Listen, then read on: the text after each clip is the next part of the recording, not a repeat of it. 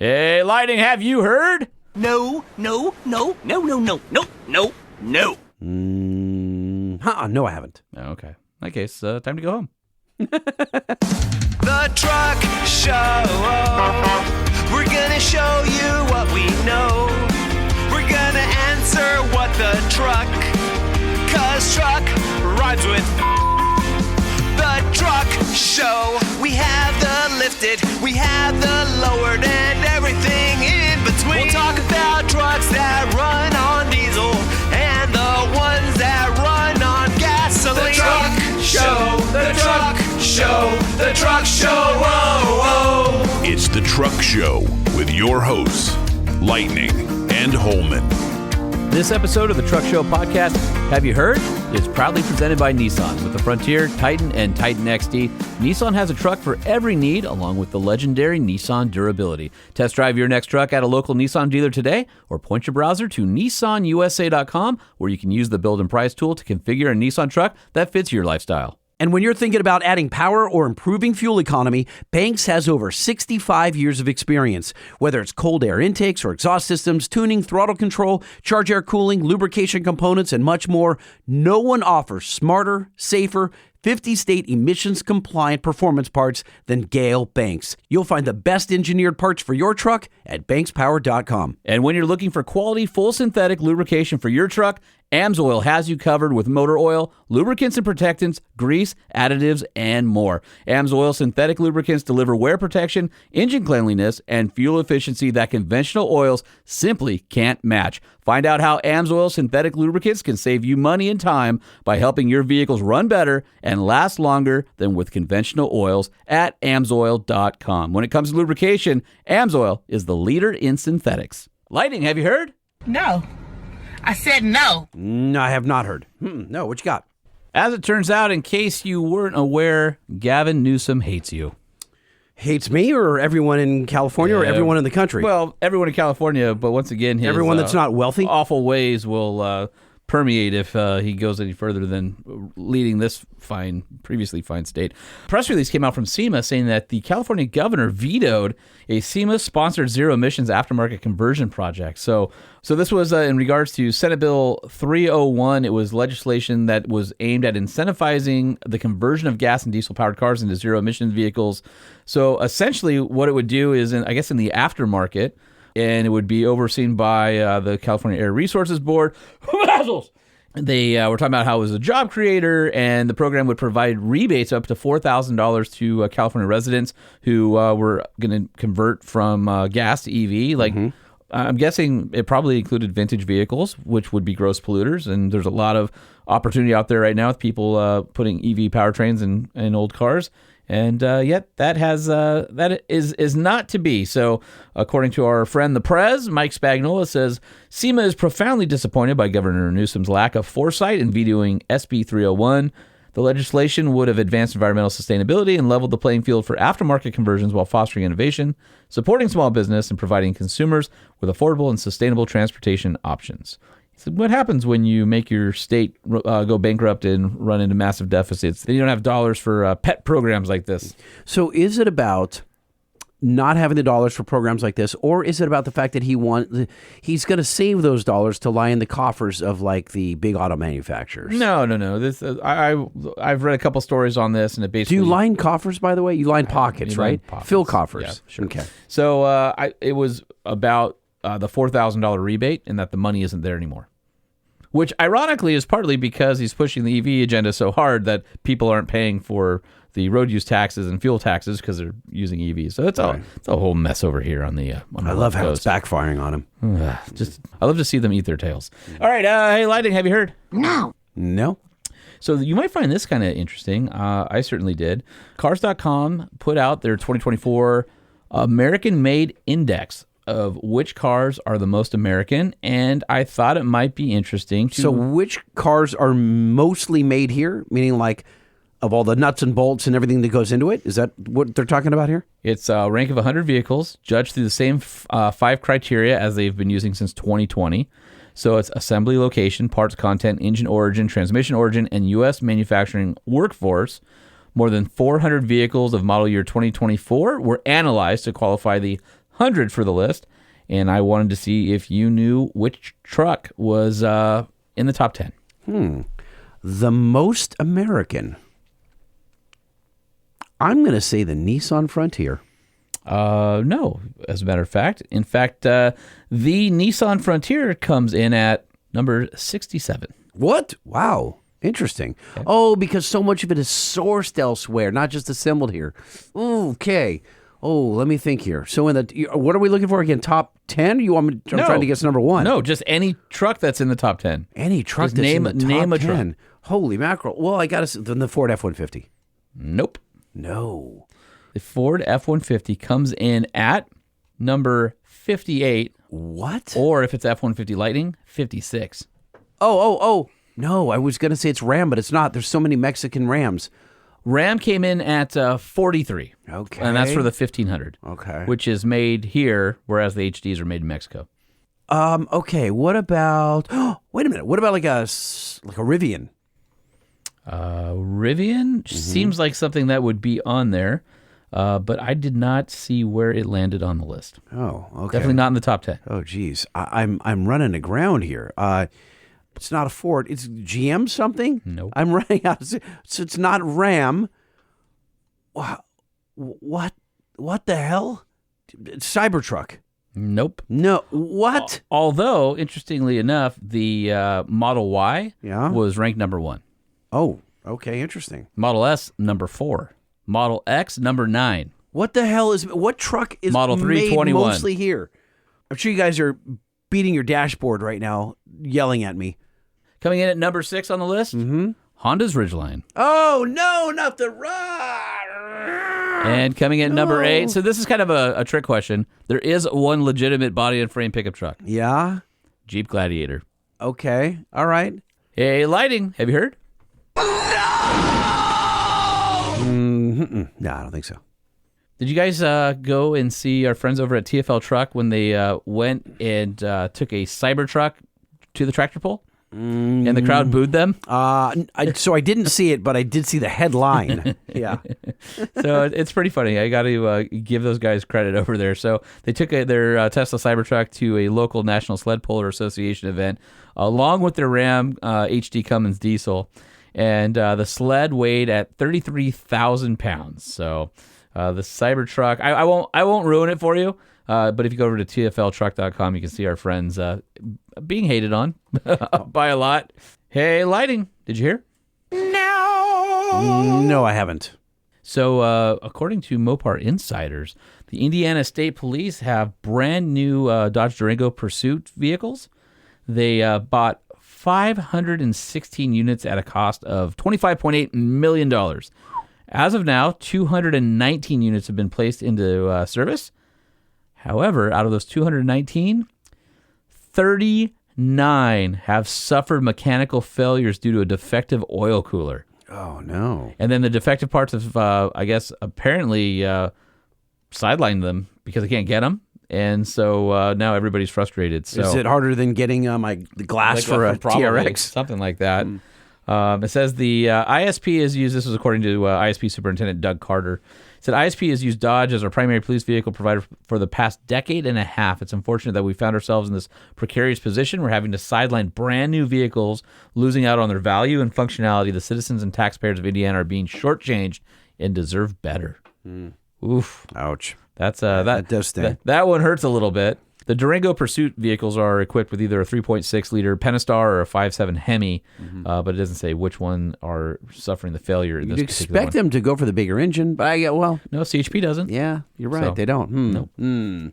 Yeah, be cool if they had Hellcats in them.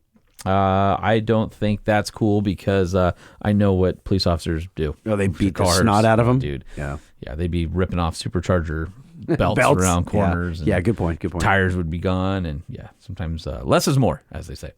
In fact, where I live in Huntington Beach, we have EcoBoost Explorer all-wheel drives and Tahoes. It's a mix of the two. And one of my buddies, who's a police officer here, said, did he offer up why they have the Tahoe tires so tiny? They're like little itty bitty marble. They're like They're like 40 series tires on 18-inch wheels. It makes no sense to me. The Explorers are like that too. But he was talking about how he's an older officer, fears for the young people who drive the Explorers because it's just like too much power. Really? Yeah. Really? He says the rear-wheel drive Tahoes, you can kick the rear out, but the all-wheel drive's understeer. Yeah. And they got a lot of power, so you can find yourself kind of messed up going through a corner chasing somebody and stuff. Really? Yeah. Yep. I wouldn't expect that. Okay. Hey, Lighting, have you heard? No. No, I haven't. So according to a release that just hit today, so we're 3 days before the event, it was bound to happen. Rivian has announced their R1T Quad Max is going to tackle Pikes Peak along with the Ford F-150 Lightning race truck.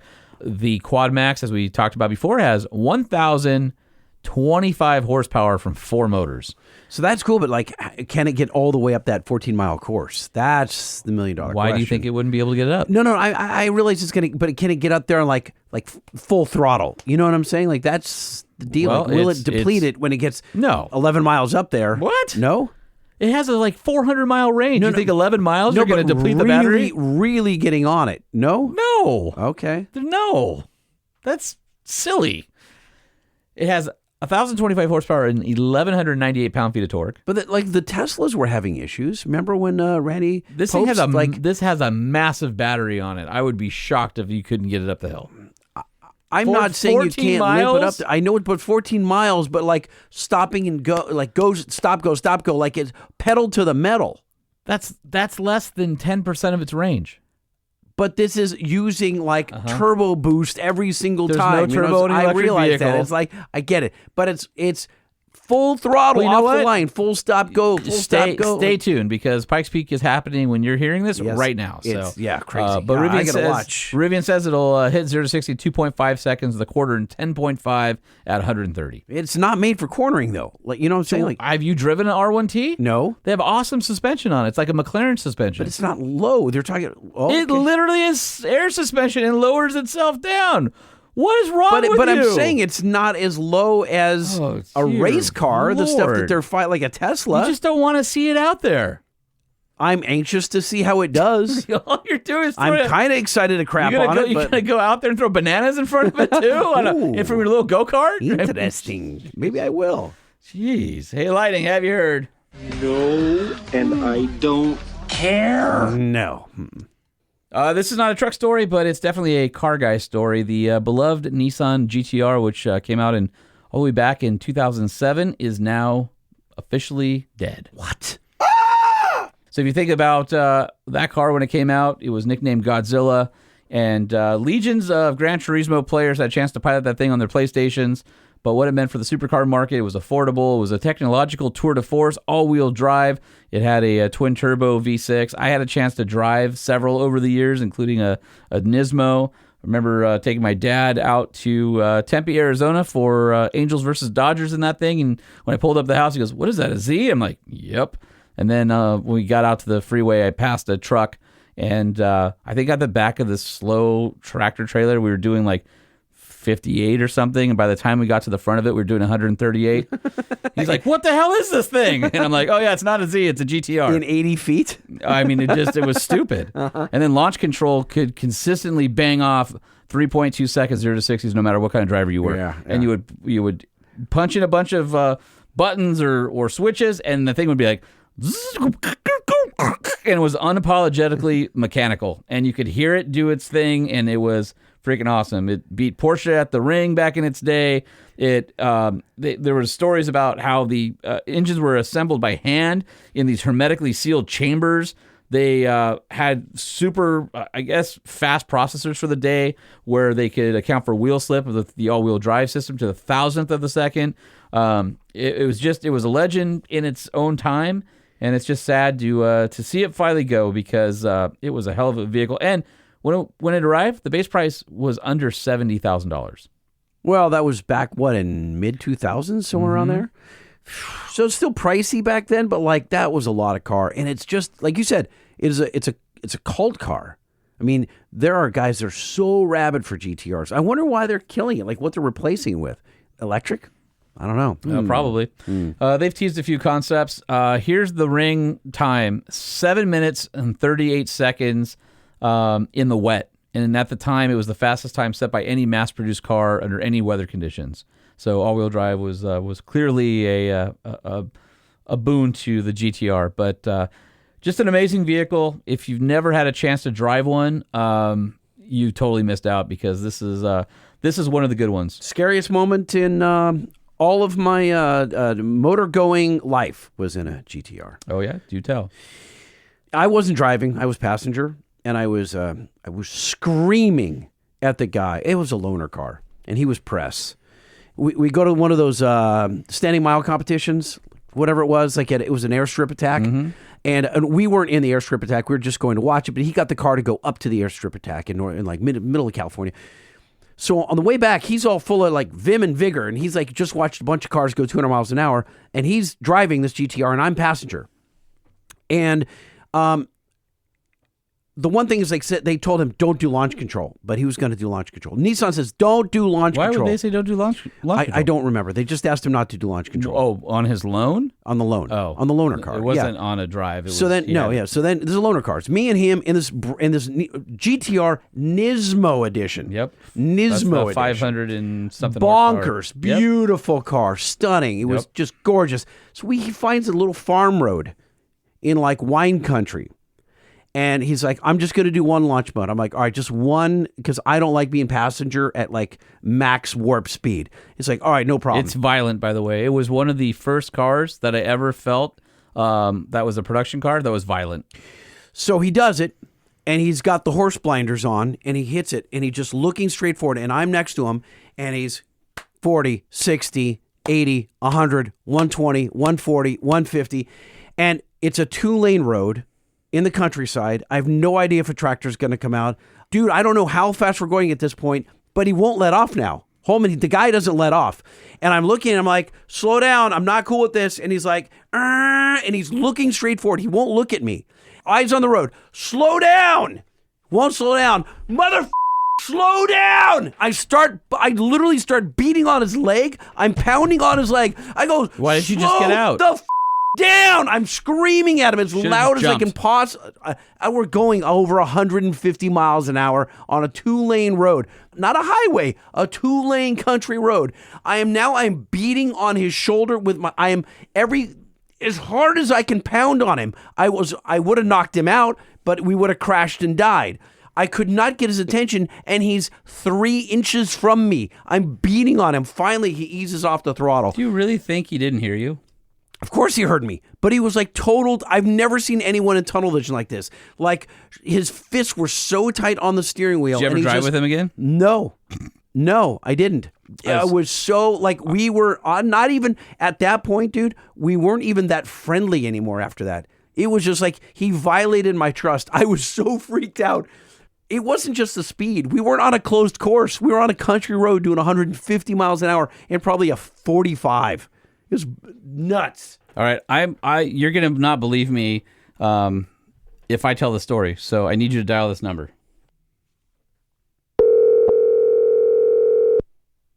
Hey, Lightning, how's it going? Yo, what's happening, Mr. Jason Gonerman? Apparently, you're going to tell a story that corroborates something that Holman was about to tell the audience. So I didn't tell the story because you told your GTR story, and Jason and I have a great GTR story. But if I were to tell you, I wouldn't believe it. You wouldn't believe it. Okay. So Jason was driving, and I will let him tell the story so that you know I'm not trying to one-up your story. So, Jason, you guys were in a GTR. What happened? Oh, man. Holman's right about this one. He starts it with, oh, man. We were in it. And it was a Nismo, by the way. It was the GTR Nismo. Yeah, okay. I wonder if it was the same loaner. It was. Okay. We were in a GTR Nismo in the hills of Brentwood, Tennessee, out where all the rich people live. We pulled out of the parking lot in this thing into this beautiful forest road. I was driving, and I just put the hammer down to let the thing eat. And as the turbo started to spool up and it took off down the road, this deer jumps from the right side of the road in front of the car. We lock up the brakes. The thing slides as the deer clears the hood, jumps onto the other side of the shoulder, and scampers off. We drove under a deer in a GTR. Under full lock. Yep. Yes. That actually happened. Under full lock. and within view of all of our peers that were at this same press program. No, everyone's. Well, that's not your fault. It's a deer. Well, you couldn't have accounted for I that. if we wasn't would have saying it was clobbered the deer, they would have seen it. Yeah, I wasn't saying it was our fault. I was just saying, like, if I told you after your story, we were in a GTR, we did a launch, and we drove under a deer, you wouldn't have believed me. No. So I didn't even tell Jay. I said, hey, I got to call you for the podcast. What? So, Jason, did he have a red nose? And was it Rudolph? No, It was not. It was not a reindeer. It was the heat of the summer. Okay. Yeah, it was the heat of summer. So then, did it freak you out? Like in that moment, did you think you were going to kill a deer? It happened so fast. I think both of us were like, ah! And then I was like, holy crap, dude, we drove under a deer. And then. Oh, yeah, it was a definite. Did you see that? Yeah, I saw that. Yeah, that almost happened. Did you turn the car around and just drop it off and say, we don't want this anymore? No, we kept going. Here's the thing, is I had visions of wearing a deer in my lap, so I was definitely puckered. But then after we miraculously cleared the situation, he was like, dude, that was rad. I mean, you've seen videos where there's deer heads in the passenger seat, right? Where they go right through the windshield? I was holding on, waiting for this sucker to go through the windshield, and it went over the car. Even if definitely tension leather in this 600 horsepower rocket. Yeah. Oh, my gosh. Awesome. All right, well, so that happened. So that happened. So that happened. That did happen. All right. Thanks All for right, Jason. Thank you, Jason, for corroborating a story that, I guess you told. Well, I was going to say thank you for not making me a liar who lies. Right. Goodbye. All right, bye. Bye. See you guys. All right, bye. Hey, Lighting, did you hear? No, I haven't. This is possibly the best, most effed up story of the more so than year? More so than you driving under a deer? Oh, yeah, way worse. Okay.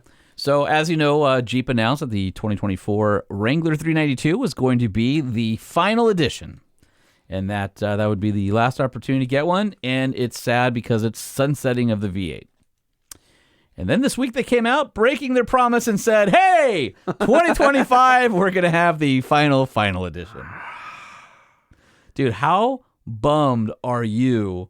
And they did it with Durango too, right? The Hellcat Durango. Now, hold back. on. But I remember that some of the owners threatened lawsuits. Was that not true? Don't you remember that? Well, I remember there was an outcry. What are you talking about? No, there was an outcry when you did that story a year or two ago. When it was the last, and then they said, "Oh, sorry, just kidding. There's going to be one more year." And the owners are like, "Wait, you're talking about the Durango?" Yes. Oh, yeah. I thought you were talking about Wrangler. I'm like, where are you going with Durango? This? Yeah, so it'll be interesting to see what happens because there will be a 24 final edition because the final edition had special badging and decals and all that kind of stuff. So will they put final edition? So that's what everybody's joking on the internet is it's the final edition. Uh-huh. Yeah, I mean, they're not saying how many they'll build for the 2025 model year, but it'll be 3,700 units capped globally, and 3,300 will be for the U.S. So, and you Canadians? You get 300. That's it. Okay. And the rest of the world get the last 100. But the pricing deals haven't been disclosed yet. But the current final edition is $101,890. So think about this for a second. Yeah. They had enough demand to do a limited run one more year of 3,800 vehicles, of which they'll get at least $100,000 each from. You'd do it too, right? Yeah, of course I would do. I think they're going to be, I'm going to guess it's going to be like 109. One funny side piece, apparently, according to Stellantis, that there was a 83-piece toolkit that was included for the final edition, the 2024 Wrangler Rubicon 392s. Mm-hmm. That won't be in the 25s. No, they're getting gypped. So you also get gypped on having the cool toolkit. Wow, but they're still going to charge more for the truck. I mean, it's probably going to be $102K. Yeah. Oh, you see only 102? I'm going 109. Oh, I don't think it'll be that high. Either just 1,000 more. That's it? I think a couple thousand more. Okay. I mean, they don't want to be greedy. Yes, they will. Of course they will. What are you, new? The Truck Show Podcast is a production of Truck Famous LLC. This podcast was created by Sean Holman and Jay Tillis with production elements by DJ Omar Khan. If you like what you've heard, please open your Apple Podcast or Spotify app and give us a 5-star rating. And if you're a fan, there's no better way to show your support than by patronizing our sponsors. Some vehicles may have been harmed during the making of this podcast.